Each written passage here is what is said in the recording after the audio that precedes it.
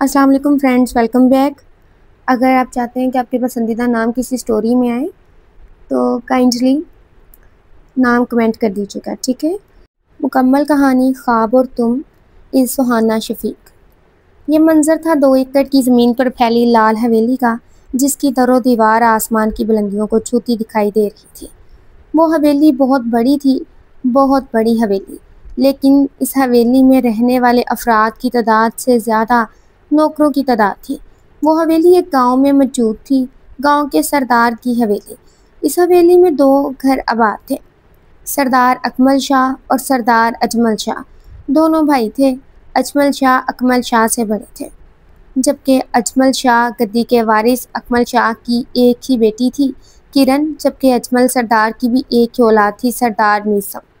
حویلی کے مردوں کی طرح سردار میثم کے خون میں غصہ شامل تھا اور سنجیدگی بے انتہا، یہاں تک کہ سردار اکمل اور سردار اجمل بھی اس سے ڈرتے تھے۔ وہ اتنا سخت مزاج تھا۔ کرن میثم سے 5 سال چھوٹی تھی۔ میثم 30 سال کا تھا اور کرن 25 کی، ایک خوبصورت دوشیزہ تھی۔ اس کی ماں اس کے بچپن میں ہی وفات پا چکی تھی۔ میثم کی والدہ سریا بیگم نے کرن کو ماں بن کر پالا تھا۔ سردار میثم کا حویلی میں بہت رعب تھا۔ حویلی کے ملازم تو اس کے قریب بھی نہ بھٹکتے تھے اور کرن کے ساتھ وہ کچھ زیادہ ہی سخت مزاج تھا۔ کرن 25 سالہ ایک مضبوط اور خود پسند خاتون تھی، اور اسے یہ بات پسند نہیں تھی کہ کوئی اس کے معاملات میں روک ٹوک کرے، اور میثم کا اس پر روک ٹوک کرنا اسے بالکل بھی پسند نہیں تھا۔ وہ ایک مضبوط لڑکی تھی۔ وہ اپنے پیروں پر کھڑا ہونا چاہتی تھی اور ڈاکٹر بننا چاہتی تھی۔ اس کی ڈاکٹری کی تعلیم تقریباً مکمل ہونے کو تھی، اور اس تعلیم میں سردار اکمل اور سردار اجمل کی روک ٹوک نہ تھی، لیکن سردار میثم، وہ کرن کا سانس لینا دوبر کر چکا تھا۔ کرن ہی تھی اس گھر میں محض جو میثم سے بحث کر لیا کرتی تھی، ورنہ کسی کی ہمت نہیں تھی کہ میثم کے سامنے کچھ بولے۔ حویلی کا ماحول اتنا سخت نہ تھا جتنا سردار میثم نے بنا دیا تھا۔ خود سردار اجمل اور سردار اکمل بچیوں کی تعلیم کے حق میں تھے۔ اگر کرن ڈاکٹر بننا چاہتی تھی تو وہ اسے سپورٹ کر رہے تھے، لیکن میثم کی ہر بار یہی بحث ہوتی تھی کہ آخر ایک عورت کو ڈاکٹر بننے کی کیا ضرورت ہے، اور خاص کر اس حویلی کی عورت کو۔ کئی بار سردار اکمل اور سردار اجمل نے اس کے ساتھ سختی کرنے کی کوشش کی تھی، لیکن مجال ہے کہ اس کے کان پر جوں تک بھی رینگی ہو، وہ کبھی مسکرایا نہیں تھا۔ اس کے ماتھے پر 24 گھنٹے بلوں کا جال بکھرا رہتا، اور ہر وقت وہ بندوق کی گولی بنا پھرتا تھا۔ حویلی میں اس وقت 3 لوگ موجود تھے، کرن، میثم اور میثم کی ماں۔ کرن کی آخری امتحانات چل رہے تھے۔ کرن ہی جانتی تھی کہ میثم کے ہوتے ہوئے اس نے کتنی مشکل سے پڑھائی کی تھی۔ اس کے آخری امتحانات تھے۔ گاؤں سے دور شہر لاہور میں اس کے امتحانات تھے، اور ظاہر سی بات تھی کرن نے یہ امتحان لازمی دینے تھے۔ وہ لاہور جانے کی تیاریوں میں مصروف تھی۔ وہ اپنا بیگ پیک کر رہی تھی۔ سردار میثم کی ماں کچن میں مصروف تھی۔ جب دروازہ نوک ہونے پر کرن نے سر پر اچھے سے دوپٹہ اوڑھا تھا اور دروازہ بجانے والے کو اندر آنے کی اجازت دی تھی۔ جیسے دروازہ کھلا، کرن چونکی تھی۔ اس کے سامنے سخت تاثرات لیے سردار میثم کھڑا تھا۔ دیسی شلوار قمیص میں سیاہ چادر کندھوں پر سجائے، بڑی بڑی تاؤ دیتی مونچھیں قمیص کے بازو کو ہونے تک فولڈ کیے ہوئے تھے۔ بلا شبہ وہ ایک حسین نوجوان تھا، حسین سردار تھا۔ اس کی شخصیت ہی ایسی تھی کہ اس سے آنکھ ملانے پر لوگ کانپ جائیں، لیکن کرن تھی تو اس کی آنکھ سے آنکھ ملانے کی جرأت رکھتی تھی، اور میثم کا کہنا تھا کہ یہ اسے دی گئی ڈھیل کا نتیجہ ہے۔ اس سب کے باوجود کرن اس کے لیے اپنے دل میں ایک نرم گوشہ رکھتی تھی۔ میثم نے بیڈ پر دھرا اس کا بیگ دیکھا، اور بیڈ پر بکھری چند چیزیں وہ پیکنگ کر رہی تھی۔ اسے آج شام نکلنا تھا لاہور کے لیے۔ تم لاہور نہیں جاؤ گی؟ سردار میثم کی گرجدار آواز پر وہ حیرت سے اسے دیکھنے لگی تھی۔ اس کی سیاہ موٹی موٹی آنکھیں تھیں جو سردار میثم پر ٹکی تھیں، لب مسکراہٹ میں ڈھلے تھے۔ وہ بات کیوں کہتے ہیں سردار میثم جو کہنے کی نہیں ہوتی؟ آپ کو کیا لگتا ہے کہ میں لاہور نہیں جاؤں گی آپ کے کہنے پر؟ رک جاؤں گی، جبکہ میرے اتنی ضروری امتحانات ہیں، اور جو اتنے سالوں سے انتھک کوششوں کے بعد یہاں تک پہنچی ہوں۔ میرے قدم میری منزل سے بس 1 قدم کے فاصلے پر ہیں۔ آپ چاہتے ہیں کہ اپنی منزل کو میں اپنے ہاتھوں سے گنوا دوں؟ اس کے لہجے میں رنج تھا۔ وہ میثم کے سخت رویے پر اس کو برا نہیں کہتی تھی، نہ وہ اس سے ناراض ہوتی تھی، اسے بس دکھ ہوتا تھا۔ وہ جانتی تھی کہ سردار میثم ایک سردار ہے، گدی کا ہونے والا جانشین، اور سرداروں کے خون میں سرداری شامل ہوتی ہے۔ وہ دعا کرتی تھی کہ اس کا مزاج نرم ہو جائے۔ میں نے کہہ دیا کہ تم لاہور نہیں جاؤ گی تو مطلب نہیں جاؤ گی، جو کرنا ہے کر لو، میں بھی دیکھتا ہوں تم یہاں سے کیسے قدم باہر نکالتی ہو۔ میں تمہیں اس قابل بھی نہیں چھوڑوں گا کہ تم چل پھر سکو، ٹانگیں توڑ دوں گا میں تمہاری۔ سردار میثم نے کرن کا منہ سختی سے اپنے سخت ہاتھوں میں دبوچا تھا۔ کرن کی سیاہ آنکھوں میں بے پناہ حیرت سمائی تھی۔ وہ پھٹی پھٹی آنکھوں سے اسے دیکھ رہی تھی۔ اس کے جبڑے میں درد محسوس ہوا تھا۔ وہ سختی سے آنکھیں موند گئی تھی۔ سردار میثم کی خون برساتی آنکھوں سے وہ سہمی تو گئی تھی۔ کرن نے اس کی گرفت سے خود کو آزاد کروانا چاہا تھا۔ سردار میثم نے اسے زور سے چھوڑا تھا۔ وہ اپنے قدم پر قرار نہیں رکھ پائی تھی۔ اس سے پہلے کہ وہ گرتی، سردار میثم پھرتی سے اس کے بازو سے پکڑ کر اسے کھینچتا ہوا بیڈ پر دھکیل چکا تھا۔ میں جاؤں گی لاہور، سمجھے تم بدتمیز انسان، تمہیں تو ہدایت بھی نہیں ملنی، اتنا سخت و پتھر بھی نہیں ہوتا۔ آخر تم سمجھتے کیا ہو خود کو؟ ہاں، سردار ہو تو سردار بن کر ہو، اپنی سرداری سنبھالو، لوگوں کی زندگیوں میں دخل اندازی کرنا بند کرو، خاص کر میری زندگی سے۔ وہ بھڑکی تھی، وہ شدت سے چلائی تھی۔ بکواس بند کرو لڑکی، ورنہ جان لے لوں گا تمہاری۔ سردار میثم کا ہاتھ اٹھتا اٹھتا رہ گیا تھا۔ ہاں مارو مجھے، مارو، یہی کرنا رہ گیا ہے، رک کیوں گئے؟ مارو مجھے، تم مردوں کو اور آتا ہے کیا ہے عورت پر اپنی مردانگی دکھانے کے علاوہ؟ وہ غصے اور دکھ سے چور ہوتے لہجے میں بولی تھی۔ سردار میثم اسے کھا جانے والی نظروں سے گھور رہا تھا، جیسے بپھرے شیر کی طرح وہ اسے کچا چبا جائے گا۔ میں جاؤں گی لاہور اور ڈاکٹر بن کر دکھاؤں گی، تم مجھے نہیں روک سکتے جب تک میری سانس ہے۔ ایک ہی چیز ہے جس سے تم مجھے روک سکتے ہو، اور وہ یہ ہے کہ تم میری سانس روک لو۔ اور اگلے ہی لمحے سردار میثم نے اس کی سرخ و سفید گردن کو دبوچا تھا۔ جانے تو میں تمہیں نہیں دوں گا، چاہے اس کے لیے مجھے تمہاری جان ہی کیوں نہ لینی پڑے۔ کرن کی گردن پر سردار میثم کی گرفت بڑھی تھی۔ اس کا چہرہ سرخ ہو رہا تھا، وہ سانس نہیں لے پا رہی تھی۔ سردار میثم، سردار اجمل کی آواز پر وہ کرن کی دبوچی گردن چھوڑ چکا تھا۔ کرن اب گردن پر ہاتھ رکھے لمبے لمبے سانس لے رہی تھی۔ وہ کھانس رہی تھی۔ سردار اجمل کو اس پر ترس آیا تھا۔ آج تو سردار میثم نے حد ہی کر دی تھی۔ تم پاگل! سریا، لے جاؤ لڑکی کو، اس کا سانس بحال کرو، پانی دو اسے۔ سردار اجمل نے میثم کی ماں کو بلایا تھا۔ وہ بھاگتی ہوئی کرن کے پاس آئی تھی اور کرن کو لے وہاں سے باہر گئی تھی۔ تم پاگل ہو گئے ہو کیا میثم؟ لڑکی کی جان چلی جاتی تو؟ پاگل انسان، جانور ہو تم، جانور۔ یہ تربیت کی تھی ہم نے تمہاری کہ تم گھر میں عورتوں پر ہاتھ اٹھاتے پھرو؟ سرداروں کے خون میں گھر کی عورتوں کے ساتھ غداری شامل نہیں، یہ سردار اجمل اس پر چلا رہے تھے۔ لیکن سردار میثم کے تاثرات میں کوئی کمی نہیں آئی تھی۔ اس کے تاثرات سوار تھے۔ کہہ دے اس لڑکی کو کہ حویلی سے باہر یہ قدم بھی نہیں رکھے گی۔ اگر یہ لاہور گئی تو میں اس کو زندہ زمین میں گاڑ دوں گا۔ وہ اپنے موقف پر ڈٹا ہوا تھا۔ اس کی ضد تھی اور وہ اپنی ضد پر اڑا ہوا تھا۔ بکواس بند کرو سردار میثم، تم ہوتے کون ہو اس پر حکم چلانے والے؟ ہاں، اس کا باپ ابھی زندہ ہے، تم اس کے باپ مت بنو۔ سردار اجمل تیش میں آئے تھے۔ آپ اچھے سے جانتے ہیں کہ میں کون ہوں۔ اس کا بچپن کی منگ ہے وہ میری اور میری ہونے والی بیوی۔ سردار میثم کی نسیں ابھری تھی۔ اس نے سختی سے اپنی مٹھیاں بیچی تھی۔ بچپن کی منگ ہے، بیوی نہیں ہے وہ، تمہاری ہونے والی بیوی ہے، تمہاری ملکیت نہیں، سمجھے تم؟ اور اگر ایسا ہی تمہارا سلوک رہا تو ممکن ہے وہ شادی سے بھی انکار کر دے۔ یہ سب شے دی ہوئی ہے اس کو آپ کی۔ وہ اتنی خودسر اور گھمنڈی ہو گئی ہے۔ جو بھی ہے سردار میثم، تم دوبارہ ایسی کوئی حرکت نہیں کرو گے ورنہ میں تمہیں آگ کر دوں گا۔ وہ لاہور جائے گی اور آج ہی جائے گی، ایک ہفتے کی تو بات ہے۔ میں نہ دیکھوں کہ تم نے اس سے کوئی بحث کی ہے، سمجھے تم؟ سردار اجمل اسے آخری بار وارننگ دے رہے تھے۔ لمبے لمبے ڈھک برتا، مونچھوں کو تاؤ دیتا، کندھوں پر سیاہ چادر درست کرتا وہ اس کے کمرے سے باہر نکلا تھا۔ سامنے ہی لاؤنج میں وہ اسے بیٹھی دکھائی دے گئی تھی۔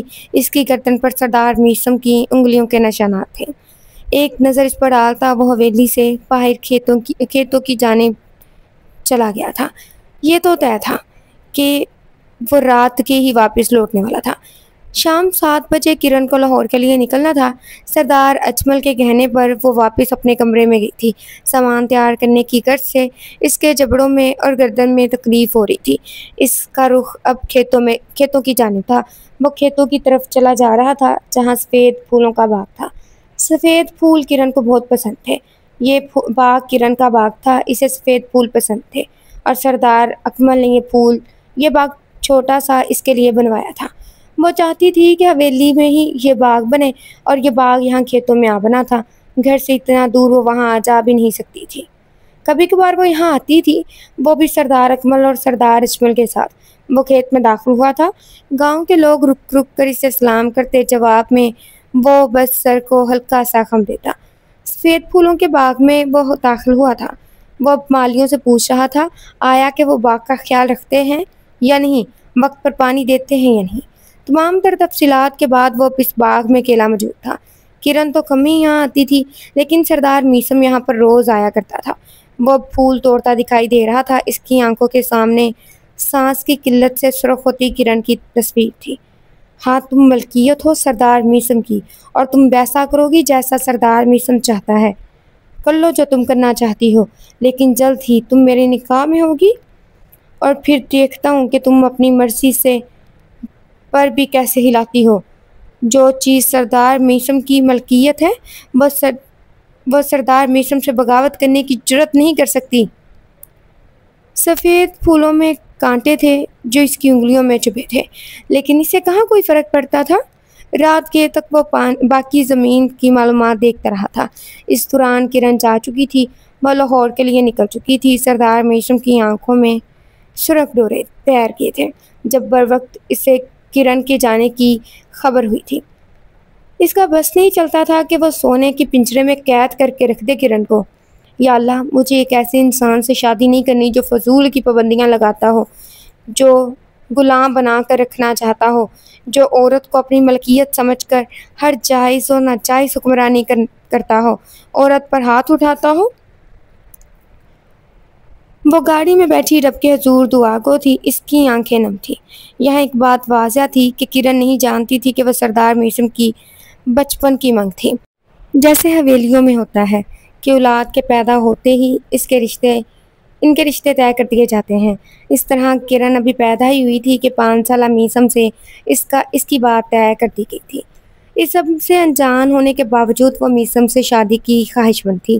اس کی 2 وجوہات تھی کہ وہ شادی کے بعد بھی اسی گاؤں میں رہ کر اپنا کلینک کھولنا چاہتی تھی، ڈاکٹر بن کر، اور دوسرا، اسے سردار میثم پسند تھا۔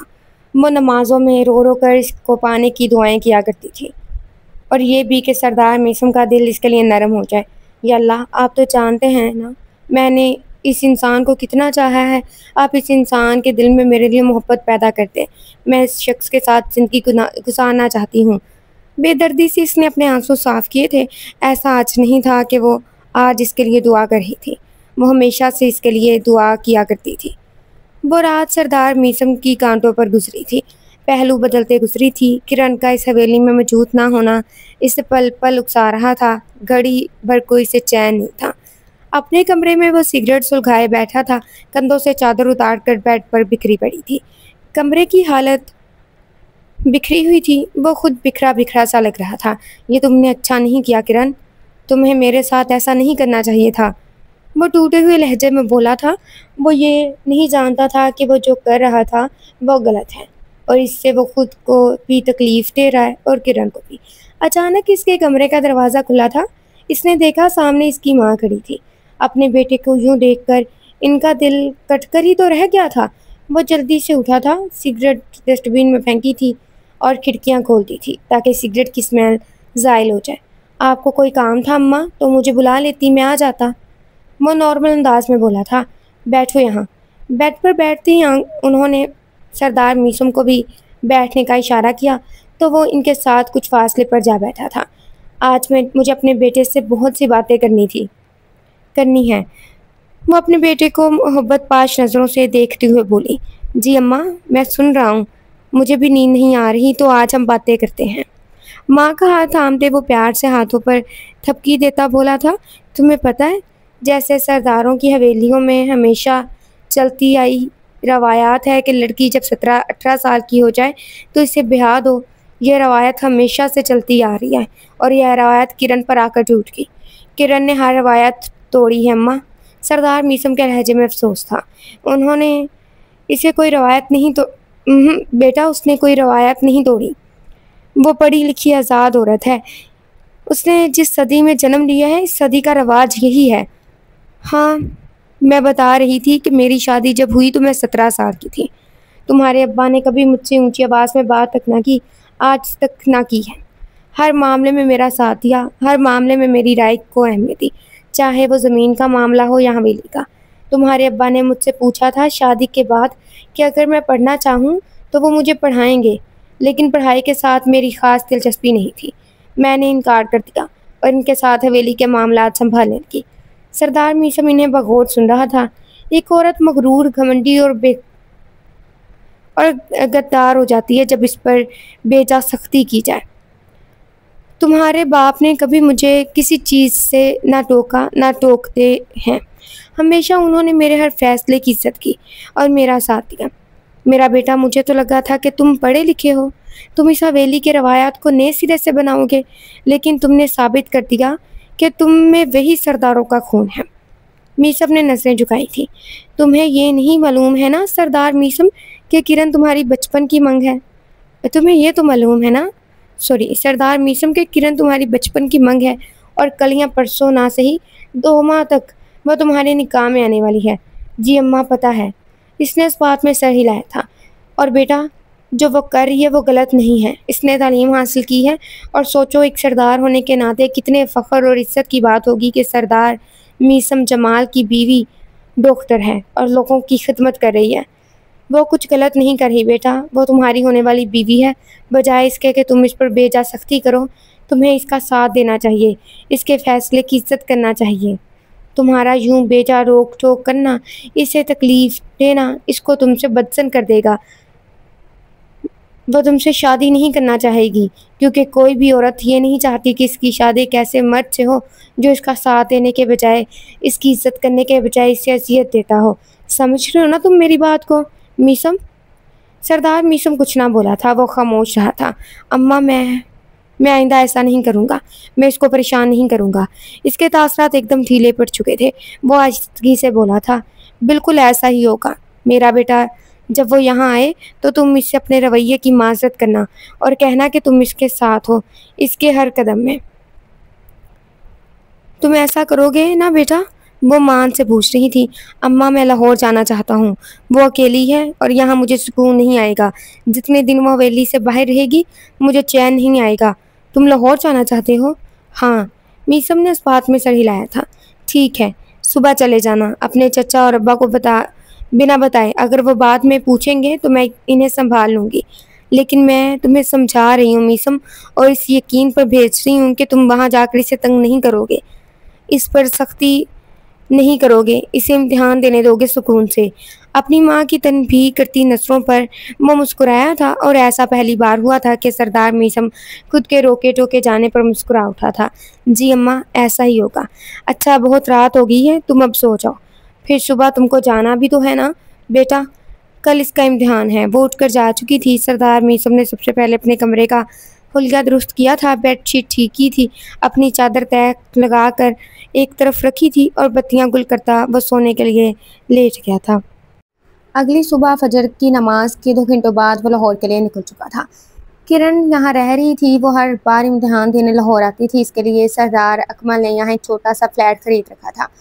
وہ اپنے فلیٹ کے کچن میں موجود تھی. اس کے سر میں درد سا محسوس ہو رہا تھا، اس لیے وہ اپنے لیے چائے بنا رہی تھی. چائے بنا کر وہ باہر آئی تھی. باہر صوفوں پر اس کی کتابیں بکھری پڑی تھی. ابھی 2 گھنٹوں میں اسے امتحان دینے نکلنا تھا. چائے لیے وہ اپنی کتابوں کے پاس آئی. اس نے گھڑی سے وقت دیکھا. گھڑی دوپہر کے 12:30 بتا رہی تھی. ڈور بیل پر وہ چونکی. اس وقت یہاں کون آ سکتا ہے؟ وہ روایتی لباس میں موجود تھی. جلدی سے سر پر دوپٹہ اوڑھے وہ چہرے کو ڈھکے دروازے تک آئی. کون؟ اس نے پوچھا تھا، لیکن ڈور بیل بجانے والے نے جواب نہیں دیا تھا. چاروں نچاری سے بغیر یہ جانے کہ باہر کون ہے دروازہ کھولنا پڑا. جیسے اس نے دروازہ کھولا، سامنے اپنے پورے جمال کے ساتھ سردار میثم کھڑا تھا. دونوں کی نظریں ٹکرائی. اسے یہاں دیکھ کر کرن کا دل زور سے دھڑکا تھا، جیسے ابھی باہر آنے کو لپک رہا ہو. اس کے چہرے سے نقاب گرا تھا. سردار میثم نے اسے دیکھا تھا. دروازہ کھولے وہ ایک طرف ہوئی تھی. سردار میثم اندر داخل ہوا تھا. فلیٹ کا دروازہ بند کیے وہ اس کے ہمراہ ہو لی. سردار میثم صوفوں پر آ کر ٹک گیا. जहाँ पास ही इसकी किताबें बिखरी पड़ी थी। अस्सलाम वालेकुम। किरण तो सलाम करना ही भूल गई थी। सरदार मीसम ने इसे सलाम किया था। वालेकुम अस्सलाम, वो धीरे से बोली। इसका चाय का कप ठंडा हो रहा था। कैसी हो? वो किरण से इसका हाल हवाल पूछ रहा था। किरण को इसका बदला लहजा हैरत में मुब्तला कर गया। मैं ठीक हूँ, वो वहाँ मुश्किल बोल पाई। पानी पिला दो, बहुत दूर से आया हूँ। इसके कहने पर किरण जल्दी से किचन में गई और इसके लिए फ्रेश जूस लाई। जूस पी कर मीसम ने खाली गिलास ट्रे में रखा। आप यहाँ क्यों आए हैं? किरण के तासरात सख्त हो गए। वो नहीं चाहती थी कि सरदार मीसम इम्तिहानात के दौरान इसे परेशान करे। वो अपना थोड़ा सा भी नुकसान पढ़ाई के मामले में अफोर्ड नहीं कर सकती थी। तुम अकेली थी, इसीलिए मैं आया हूँ। सरदार मीसम ने अपने आने की वजह बताई थी। मैं अकेली नहीं हूँ। आप भी जानते हैं कि बाबा ने गार्ड्स भेजे हैं जो फ्लैट के बाहर मेरी हिफाजत के लिए खड़े हैं। वो इसे याद दहानी करवा रही थी। गार्ड्स जा चुके हैं, वो बोला था। क्या मतलब जा चुके हैं? वो हैरान थी। मैं गार्ड्स पे तुम्हारे मामले में भरोसा नहीं कर सकता, इसलिए मैंने इन्हें भेज दिया। तभी तो सरदार मीसम यूँ इस तरह दरवाजे से आया था। कोई गार्ड होता तो सबसे पहले इसे मीसम के आने की इतला ज़रूर देता। इसकी आंखों में गुस्सा धर आया था और चेहरे पर अफसोस के तासरात ये वो सरदार मीसम को देखने लगी जो सर झुकाए बैठा था। आज समझते क्या हैं खुद को? हाँ, आखिर कब तक चलेगा कि सब अपना आपदोष जमाना कब छोड़ेंगे मुझ पर? आपकी हरकतों से मैं क्या नतीजा अखज़ करूँ? आप करना क्या चाहते हैं? आप चाहते हैं मैं पिंजरे में कैद होकर रह जाऊँ और अपने टूटते ख्वाबों की किरचियों से अपना दिल जख्मी कर लूँ? हवेली में जो तमाशा लगाया था वो काफ़ी नहीं था जो यहाँ मेरे पीछे पीछे चले आए? ऐसी बात नहीं है किरण, ऐसी बात नहीं है सरदार मीसम। तो फिर कैसी बात है? आप ही बताएं कि फिर कैसी बात है? सुकून का सांस क्यों नहीं लेने दे रहे? पहले हवेली और अब यहाँ मेरे पीछे चले आए। आखिर आप मुझसे चाहते क्या हैं? मैं यहाँ नहीं तुम्हें परेशान करने नहीं आया किरण। वो उसे यकीन दिलाना चाह रहा था लेकिन वो थी कि कुछ सुनने को तैयार ही नहीं थी। मैं शर्मिंदा हूँ अपने रवैये पर किरण, वो कहना चाहता था लेकिन कह नहीं पाया था। किरण इसे कुछ कहने का मौका ही नहीं दे रही थी। हमेशा से जो कहा था वो सरदार मीसम ने ही कहा था, लेकिन आज किरण उसे कुछ कहने नहीं दे रही थी। जो भी कहना था वो इसे ही कहना था। आज वो कहना चाहती थी, आज वो इसकी एक नहीं सुनना चाहती थी। मैं ही पागल थी जो आपसे मोहब्बत कर बैठी। सरदार मीसम की आंखें फैली थी। मैं ही पागल थी जो आपसे मोहब्बत कर बैठी। आप तो इस काबिल ही नहीं थे कि आपसे मोहब्बत की जाए, ये जानते हुए भी कि इस ख़ानदान में बरसों से चली आई रवायत के तहत मेरा निकाह आपसे ही होगा।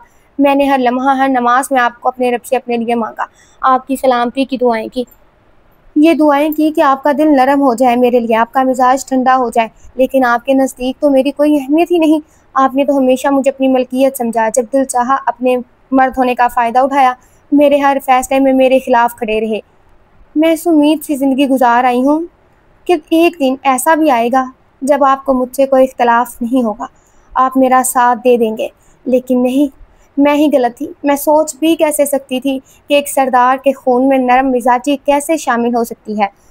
मैं आपसे नफ़रत करना चाहती हूँ सरदार मीसम, इतनी नफ़रत कि मेरी आंखें आपको देखना भी पसंद ना करें।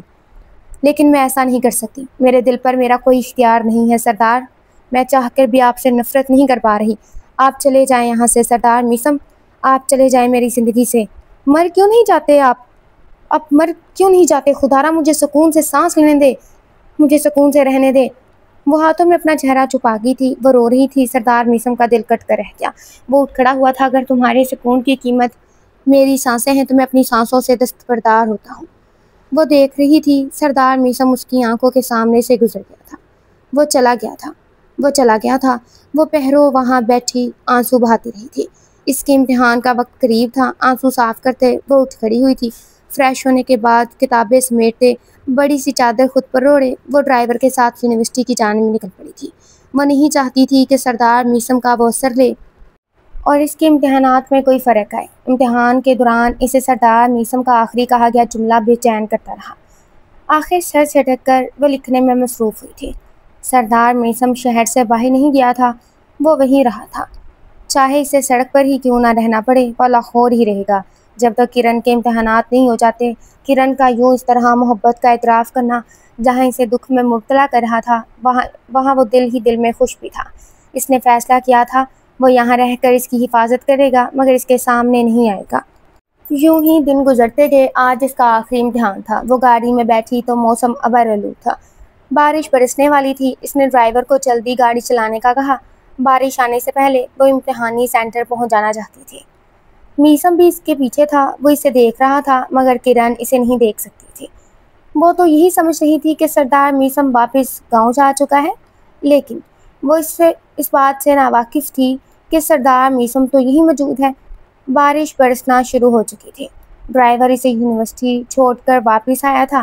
تیز بارش میں وہ یوں ہی اس کے کالج سے دور کھڑا رہا، اور آج کی بات نہیں تھی بلکہ وہ ہر روز جب وہ امتحان دینے جایا کرتی تھی وہ وہیں کھڑا رہتا، چاہے اسے کتنی ہی دیر کیوں نہ لگ جاتی۔ جب امتحان دے کر وہ کالج سے باہر آتی اور ڈرائیور اسے لے کر جا چکا ہوتا تب وہ اس کے پیچھے ہوتا ہے۔ جب تک وہ اپنے فلیٹ نہ پہنچ جاتی سردار میسم اس کا پیچھا کرنا نہیں چھوڑتا تھا، اور ابھی اتنی تیز بارش میں وہ اس کے کالج سے دور گاڑی میں بیٹھا تھا۔ یہ تو طے تھا کہ وہ اس کا انتظار کرنے والا تھا۔ بارش بہت تیزی سے برس رہی تھی، آسمان پر بادل بول رہے تھے، بجلیاں چمک رہی تھی۔ اس نے گاڑی کی سیٹ سے سر ٹکایا اور اپنی آنکھیں موند کیا۔ رہ کر اسے کرن کی باتیں یاد آتی تھی، کس طرح وہ اس کے سامنے رو رہی تھی، اپنی محبت کا اظہار کر رہی تھی، اس سے شکایت کر رہی تھی۔ سردار نے فیصلہ کیا تھا کہ وہ جلد از جلد اس سے نکاح کرے گا اور اس کے سارے شکوے دور کر دے گا، اس سے اتنی محبت کرے گا جتنی محبت کی وہ حقدار ہے۔ بارش زور و شوروں سے برس رہی تھی، گاڑی کی کھڑکیوں سے ٹکراتی بارش کی بوندیں شور پیدا کر رہی تھی۔ چند گھنٹوں بعد وہ گیٹ سے باہر نکلی۔ سردار میسم نے گاڑی کا شیشہ نیچے کیا تھا، وہ اسے دیکھ رہا تھا۔ وہ ڈرائیور کے انتظار میں کھڑی ادھر ادھر دیکھ رہی تھی۔ بارش کی وجہ سے وہ بھیگ چکی تھی۔ اس نے اپنی کتاب چادر میں چھپا رکھی تھی تاکہ کتابوں پر بارش نہ پڑے اور کتاب خراب نہ ہو۔ 15 منٹ وہ وہیں کھڑی رہی ڈرائیور کے انتظار میں، اور سردار میسم بھی ڈرائیور کے انتظار میں وہیں کھڑا رہا، آیا کہ ڈرائیور آئے اور اس کو لے جائے۔ بارش بہت زیادہ تھی۔ سردار میسم نے ڈرائیور کو کال کی اور ڈرائیور نے بتایا تھا کہ وہ راستے میں آ رہا تھا تو بارش کی وجہ سے اس کی کار خراب ہوگی، وہ راستے میں پھنس گیا ہے، اسے وہاں کھڑا نہیں کرنا چاہتا تھا۔ ڈرائیور تو آ جانے سے رہا۔ وہ گاڑی سے باہر نکلتا اس کی جانب بڑھ گیا۔ کرن چونکی تھی جب اس نے اپنے سامنے سردار میسم کو دیکھا تھا۔ اسے اپنے سامنے دیکھ وہ رخ موڑ گئی تھی۔ آج اس کا آخری امتحان تھا اور اسے شام کو واپس جانا تھا۔ کم از کم جب تک اس کے امتحان جاری رہے تھے سردار میسم کی طرف سے اس کے لیے کوئی پریشانی کھڑی نہیں ہوئی تھی۔ ڈرائیور کی کال آئی، تیز بارش ہونے کی وجہ سے کار خراب ہو گئی ہے، وہ آج نہیں آئے گا، تم میرے ساتھ چلو۔ وہ خاموشی سے سردار میسم کے ساتھ چل پڑی۔ گاڑی تھوڑی دور کھڑی تھی اس لیے انہوں نے گاڑی تک چل کر جانا تھا۔ وہ دونوں بارش میں مکمل بھیگ چکے تھے۔ ابھی وہ گاڑی تک پہنچے ہی تھے کہ سردار میسم کے دشمنوں کو خبر ہو گئی تھی کہ وہ لاہور میں ہے، اس لیے وہ اس کے پیچھے لاہور تک آ گئے تھے۔ دشمنوں نے اندھا دھند فائرنگ کرنا شروع کر دی تھی۔ کرن ایک دم سے ڈر گئی، بادلوں کی گرج سے اس کی چیخ کہیں دب کے رہ گئی۔ بھاگو کرن بھاگو، تمہیں جلدی سے کار تک پہنچنا ہے، جلدی سے کار میں پہنچ جاؤ، میں ان کو دیکھتا ہوں۔ سردار میسم چاہتا تھا کہ کرن کو کوئی نقصان نہ پہنچے۔ وہ چاروں طرف گولیوں کی زد میں آیا تھا۔ گولیوں سے وہ خود کو بچاتے ہوئے کرن کو بھاگ جانے کا کہہ رہا تھا۔ وہ بھاگتی تھی، تیزی سے گاڑی کی طرف جا رہی تھی۔ گولیوں کی تڑتڑ فضا میں گونج رہی تھی اور ایک خوفناک سا ماحول پیدا ہو چکا تھا۔ دشمنوں نے چاروں جانب سے انہیں گھیرے ہوئے تھا۔ وہ اکیلا سردار میسم کیا کر سکتا تھا؟ وہ مقابلہ کر رہا تھا، اس کی بندوق میں گولیاں ختم ہو چکی تھی۔ کرن گاڑی تک پہنچ چکی تھی۔ گاڑی کا دروازہ کھولتے ہی وہ اندر بیٹھنے ہی لگی تھی۔ فضا میں سردار میسم کی چیخ بلند ہوئی۔ کرن نے جیسے پیچھے دیکھا اس کا دل دہل کر رہ گیا۔ سردار میسم کو گولی لگ چکی تھی، وہ زمین پر ڈھہ گیا تھا۔ کرن تیزی سے اس کی جانب بھاگی تھی۔ سردار میسم اسے اپنی طرف آتا دیکھ چکا تھا، اس کا سر گھوم رہا تھا اور آنکھوں کے آگے اندھیرا چھایا تھا۔ سردار میسم وہ چلائی تھی، گولیوں کی گونج ختم ہو گئی تھی۔ وہ سڑک کے عین بیچوں بیچ اوندھے منہ لیٹا تھا، وہ نیم بے ہوش تھا۔ وہ کن نظروں سے کرن کو دیکھ رہا تھا۔ وہ گاڑی میں نہیں بیٹھی تھی۔ چلو ایک تو مر گیا، اب دوسری کو بھی لے چلتے ہیں۔ دشمنوں میں سے ایک نے کرن کا بازو دبوچا تھا اور اپنے ساتھ گھسیٹا تھا۔ سردار میسم وہ چلائی تھی۔ سردار میسم نے اٹھنا چاہا لیکن اس کی ہمت جواب دے گئی تھی۔ اتنی دیر میں سردار اکمل اور سردار اجمل کی گاڑیوں کے پہیوں کی چڑچڑاہٹ گونجی تھی۔ ان کے آدمی بھاگتے ہوئے دشمنوں کے مقابلے میں پہنچے تھے۔ سردار میثم دیکھ چکا تھا کہ اس کے باپ اور چاچا وہاں پہنچ چکے ہیں۔ اس کی آنکھیں بند ہو گئی تھی۔ انہیں دشمنوں کی اطلاع مل چکی تھی، اس لیے وہ صبح ہی لاہور کے لیے نکل چکے تھے اور اب یہاں موجود تھے۔ دشمن بھاگ کھڑے ہوئے۔ جس نے کرن کو پکڑ رکھا تھا اس نے زور سے اس سے پرے پھینکا تھا، وہ نیچے جا گری تھی۔ سردار اجمل تیزی سے اس کی جانب بھاگے تھے اور سردار اکمل اب اپنے آدمیوں کو لیے دشمنوں کے پیچھے بھاگ رہے تھے۔ کرن اٹھ کر تیزی سے سردار میثم کی جانب بڑھی۔ سردار اجمل نے اسے گاڑی میں ڈالا۔ جلد ہی وہ قریبی ہسپتال پہنچے تھے۔ ڈاکٹر جلدی سے وہاں آ گئی، اسے اسٹریچر پر لٹایا۔ وہ نیم بے ہوش تھا، اس کی آنکھیں ساری کارروائی نوٹ کر رہی تھی۔ اسٹریچر پر اسے آپریشن تھیٹر کی جانب لے جایا جا رہا تھا۔ اسٹریچر کے ساتھ اس کا باپ اور کرن بھی دوڑ رہی تھی۔ کرن رو رہی تھی۔ سردار میثم نے آنکھیں کھولنی چاہی، اس کے لب پھلے۔ تم رو کیوں رہی ہو؟ تم تو چاہتی تھی کہ میں مر جاؤں، سردار میثم نے کرن سے کہا تھا۔ اس کے لبوں سے بامشکل لفظ ادا ہوئے۔ نہیں، میں ایسا نہیں چاہتی سردار میثم، مجھے تو بس آپ پر غصہ تھا، میں ایسا نہیں چاہتی تھی سردار۔ آخری الفاظ اس کے منہ میں ہی دب کر رہ گئے۔ ڈاکٹر اسے آپریشن تھیٹر میں لے کر داخل ہو گئے۔ آپریشن تھیٹر کے سوراخ سے بتی جل اٹھی تھی۔ حویلی میں ابھی اطلاع نہیں دی گئی تھی۔ حویلی میں میثم کی ماں اکیلی تھی، اس لیے انہیں کچھ نہیں بتایا گیا تھا۔ وہ رو رہی تھی۔ میں ایسا نہیں چاہتی تھی سردار میثم، وہ مسلسل روتے ہوئے کہہ رہی تھی۔ سردار اجمل نے اسے حویلی بھیج دیا تھا۔ وہ نہیں جانا چاہتی تھی، لیکن یہ تو طے تھا کہ حویلی کے مرد جو بات ایک بار کہہ دے وہ پتھر پر لکیر ہو جاتی ہے۔ وہ حویلی پہنچ چکی تھی۔ سردار میثم کی والدہ بہت پریشان تھی۔ وہ اور رو رو کر اپنے بیٹے کی سلامتی کی دعائیں مانگ رہی تھی۔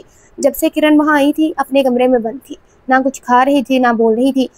میثم کا آپریشن ہو چکا تھا اور آپریشن کامیاب ہوا تھا۔ سردار اجمل نے اطلاع بھیجی تھی کہ وہ کل صبح ہی سردار میثم کو لے کر حویلی پہنچ جائیں گے۔ اگلی صبح سردار میثم حویلی میں موجود تھا۔ اپنے کمرے میں وہ آرام کر رہا تھا۔ گاؤں کے لوگ اب سردار اجمل اور سردار اکمل سے عیادت کو آ رہے تھے۔ میثم جب سے گھر آیا تھا اسے کرن کہیں دکھائی نہیں دے رہی تھی۔ وہ اسے دیکھنے کو بے چین تھا۔ جب وہ دروازہ نوک کیے اندر داخل ہوئی، سردار میثم لیٹا ہوا تھا، اس کے زخم میں درد تھا۔ کرن خاموش تھی، اسے سمجھ نہیں آ رہا تھا کہ وہ کیا بات کرے۔ سردار سے وہ شرمندہ نظر آئی تھی۔ میثم اس کے بولنے کا منتظر تھا۔ میں ایسا نہیں چاہتی تھی میثم، وہ بولی بھی تو گیا۔ بیٹھو، میثم نے بیٹھنے کو کہا تو وہ ایک طرف ہو کر بیٹھی تھی۔ اس کا سر جھکا تھا۔ مجھے پتہ ہے تم ایسا نہیں چاہتی تھی کرن، میں چاہتا ہوں جو کچھ بھی ہوا ہم اسے بھول جائیں۔ میں واقعی شرمندہ ہوں اور میں اپنی غلطیوں کا ازالہ کرنا چاہتا ہوں۔ کرن، ابھی بھی دیر نہیں ہوئی، میں تمہارے ہر فیصلے میں تمہارے ساتھ ہوں۔ کرن اسے ہی دیکھ رہی تھی۔ میں چاہتا ہوں ہم اپنی زندگی میں بہت آگے بڑھ جائیں۔ کیا آپ مجھ سے نکاح کریں گی ڈاکٹر کرن؟ وہ نم آنکھوں سے ہنس ہی تو پڑی تھی۔ اس نے ہاں میں سر ہلایا تو سردار میثم مسکرا اٹھا تھا۔ سردار میثم کے ٹھیک ہونے کے بعد ان کا نکاح طے کیا گیا تھا۔ کرن بہت خوش تھی۔ اس کے امتحانات کا نتیجہ آ گیا تھا، وہ تیسرے نمبر پر تھی۔ اب وہ جلد ہی اپنے خوابوں کی تعبیر دیکھنے والی تھی۔ وہ ڈاکٹر بننے والی تھی۔ کچھ لوگ کرن کی طرح خوش قسمت ہوتے ہیں جن کا ہر خواب پورا ہو جاتا ہے اور جن کی محبت انہیں مل جاتی ہے۔ میثم بھی تو اس کی اتنی دعاؤں کے بعد اس کا ہونے جا رہا تھا۔ حویلی میں خوشیوں کا سما تھا۔ ان کا نکاح ہو چکا تھا۔ کرن بہت خوش تھی، بہت خوش، اور میثم بھی تو خوش تھا۔ سارے گاؤں میں مٹھائی بانٹی گئی تھی۔ آخر سردار حویلی میں اتنی بڑی خوشی جو آئی تھی، ہر طرف خوشیوں کا سما تھا۔ سردار میثم کی ماں اپنے بیٹے کے لیے بہت خوش تھی۔ اس کے بچپن کی مانگ اب اس کے نکاح میں تھی۔ بیوی ملکیت نہیں ہوتی، بیوی تو محبت ہوتی ہے، سردار میثم نے اعتراف کیا تھا۔ وہ دلہن کے لباس میں سجی سنوری بیڈ پر بیٹھی تھی۔ پورے بیڈ پر اس کا لہنگا پھیلا ہوا تھا جو اس نے خود پھیلایا تھا، لیکن دلہنوں کی طرح چہرے پر گھونگھٹ نہیں گرایا تھا۔ پھولوں سے سجا کمرہ اور بیڈ کے اوپر بھی آرٹیفیشل پھولوں اور کلیوں کی سیج سجائی گئی تھی۔ وہ بہت خوش دکھائی دے رہی تھی، بہت خوش۔ اس کی آنکھوں کی چمک بتا رہی تھی خوابوں کی تعبیر مکمل ہو گئی۔ کتنی دعاؤں اور نہ جانے کتنے آنسوؤں کے بعد آج اس کا یہ خواب پورا ہوا تھا۔ اس کی دلہن بننے کا خواب کے اچانک دستک پر وہ سیدھی ہو کر بیٹھی تھی، شیروانی پہنے۔ وہ جیسے ہی اندر داخل ہوا وہ جھٹ سے اسے روک گئی تھی۔ رک جائیں میں گھونگھٹ کر لوں۔ وہ پھرتی سے گھونگھٹ کرتی اسے اندر آنے کی اجازت دے گئی تھی۔ وہ جب سے پیدا ہوئی تھی وہ اسے دیکھتا آیا تھا۔ وہ اس سے 5 سال چھوٹی تھی۔ اس کے یوں گھونگھٹ کرنے پر وہ ہنستے ہوئے اندر داخل ہوا، دروازہ بند کرتے ہوئے اس کے پاس آ گیا۔ السلام علیکم ورحمۃ اللہ وبرکاتہ۔ घूंघट में छुपी बेगम साहिबा को मेरा सलाम, वो बड़े मज़े से बोला, जबकि घूंघट के अंदर वो दोनों आंखें मीच गई थी। वालेकुम अस्सलाम दूल्हा हजूर, शौक़ी से जवाब आया। ये 25,000 बार देखी हुई शक्ल से घूंघट हटा दे बेगम साहिबा, वो बालों में हाथ चलाता हुआ बोला। दूल्हा जी, ज़्यादा ओवर होने की ज़रूरत नहीं है, ये रस्म होती है, समझे आप? मेरा घूंघट आप खुद हटाएंगे, समझे ना? गुस्से से लबरेज को दांत दबाते हुए बोली। ये कैसी दुल्हन है भई, पहले दिन ही खा जाने को दौड़ रही है। वो कंधे उचकाता रह गया। जैसे इसने अपनी दुल्हन का घूंघट हटाया, बेचारा हड़बड़ा ही तो गया था, क्योंकि इसकी दुल्हन शर्माने के बजाय इससे आंख विंक कर गई थी और फिर खुद ही अपना मुकम्मल घूंघट हटाए इसे हसरत भरी निगाहों से देखने लगी थी। चंद लम्हे बाद पहले की शोखी हवा हुई थी। क्या आप मुझे अपने सीने से लगा सकते हैं? नम आंखें और मासूम लहजे से सवाल करती वो तकरीबन रो देने को थी। वो हैरत से इसे देख रहा था। ये कैसी दुल्हन थी? पहले ही दिन इस रूप में अपने शोहर से ऐसा सवाल कौन करता है? वो सोच रहा था। मैं नहीं जानती, आप पहले ही मेरी किस्मत में लिखे जा चुके थे, या फिर ये मेरी दिन रात की दुआओं का असर है। मेरे खुदा को मेरे आंसू पर रहम आ गया जो इसने आपको मुझे दे दिया।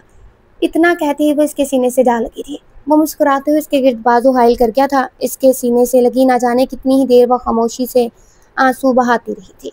ये आंसू तो वो कई सदियों से बहाती आ रही थी, लेकिन आज ये आंसू एक लंबा अरसा हिजर झेल कर, जुदाई बर्दाश्त करके, दुआएं मांग मांग कर इसको पा लेने के और रब के सामने शुक्र के आंसू थे। इसे उम्मीद थी अपने रब पर, इसे यकीन था कि एक दिन वो इस शख्स को पा लेगी, और आज इसके हिसार में इसके सीने पर सर टिकाए गोया वो किसी गहरे ख्वाब में हो। वो अभी डर भी रही थी कि कहीं ख्वाब टूट ना जाए, लेकिन नहीं, हकीकत ख्वाबों से ज़्यादा दिलफरेब होती है। वो ख्वाब नहीं था, वो जो महसूस कर रही थी वो हकीकत था। वो अब इसका हो गया था। वो भले ही से 5 साल छोटी थी, मगर इसने अपनी उम्र की परवाह किए बगैर इसे टूट कर चाहा था। बचपन का प्यार था वो इसका, और फिर अब तो वो इसका इश्क और जुनून था। इसे यूं ही रोता पाकर इसे खुद से अलग करता, इसके आंसू साफ करता, इसे आंखें छोटी करके देख रहा था। छोटी चुड़ैल, तुमने रो रो कर अपना दुल्हन वाला मेकअप ख़राब कर लिया है। देखो देखो ज़रा आईना देखो। वो इसे तंग करने के इरादे में था ताकि वो उलझ कर रोना बंद कर दे। इसे अच्छा नहीं लग रहा था कि आज के दिन भी वो उदास हो। मोहब्बत अपनी जगह, लेकिन मेकअप अपनी जगह। इसने झट से बैठ के साथ बाएं तरफ रखे ड्रेसिंग टेबल की जानिब देखा और फ़ौरन बाथरूम की जानिब भागी थी, क्योंकि बाकी मेकअप बहुत ज़्यादा फैल चुका था और वो इस वक्त असली चुड़ैल लग रही थी। अगले 15 मिनट में वो मुंह वगैरह धोकर मेकअप से आ रही चेहरे के साथ लहंगे पर ही बड़ा सा चादर नमा दुपट्टा ओढ़े इसे टहका लगाने पर मजबूर कर गई थी। वो सोच रहा था, कोई पगली सी लड़की इतनी छूट कर मोहब्बत कैसे कर सकती है? वो सोच रहा था, किसी की दुआओं में इतना असर भी होता है क्या? मैं आपसे तकरीबन 5 साल बड़ा हूँ। मेरी भाभी जान, यानी आपकी प्यारी आपी जान, आपकी राज़दार कहती हैं कि मैं आपसे तकरीबन 5-6 साल बड़ा हूँ। तो आपने मुझसे कैसे मोहब्बत कर ली, जबकि आप तो अभी छोटी हैं और देखें मेरे सफ़ेद बाल भी आ गए हैं। वो इससे सवाल कर रहा था, इसे छेड़ते हुए सर झुकाए इसके सामने बैठी थी। आप बूढ़े भी होकर आ जाते तो भी मैं आपसे शादी कर लेती, क्योंकि मैं आपको किसी और को नहीं दे सकती थी। ना वो इसे समझाने वाले अंदाज में गोया हुई थी। मैं बस चाहती हूँ कि आपको भी मुझसे मोहब्बत हो जाए, इतनी जितनी मुझे आपसे है। वो इसे अपनी मासूम सी ख्वाहिश बता रही थी। वो इसके मेहंदी से सजे हाथ अपने हाथों में भर गया था। आप मेरी बीवी हैं और मुझे मेरी बीवी से मोहब्बत है। बिलाशुबा अब आप ही मेरे लिए सब कुछ हैं। बस जितना रोना था आपने रो लिया। अब एक आंसू ना देखूँ आपकी आंखों में। आवाज़ में रौब था, और वैसे भी आप मेरी प्रिंसेस है तो आपका एक्स्ट्रा वाला ख्याल रखना पड़ेगा मुझे। इसके कहने पर वो हंसी थी। मुझे इतनी ज़्यादा मोहब्बत करने वाली मेरी छोटी सी प्रिंसेस को खुशियों भरी ज़िंदगी में खुश आमदीद। वो इसकी पेशानी पर बोसा दे गया था। वो सरशार होती आंखें मूंदती थी और एक बार फिर से इसके सीने से सर टिका की थी। ख़त्म शुरू। आपको स्टोरी कैसी लगी लास्ट में बताइएगा। इसके अलावा स्टोरी में एक छोटा सा मोरल है, अगर आपको समझ आए तो वो ये कि अगर आपको लगे कि आपकी गलती है तो इतराफ़ करें और उसे सुलझाएं, अन्ना को दरमियान में मत आने दें। जैसे मीसम को लगा, वो समझा, उसे इतराफ़ किया और उसे सही करने की कोशिश की। खैर, स्टोरी कैसी लगी लास्ट भी बताइएगा। इबा शॉर्ट स्टोरी चैनल पे वापस से मिलेंगे एक नई कहानी के साथ। ख्याल रखिएगा। अल्लाह हाफिज़, फ़ी अमान अल्लाह, गुड लक।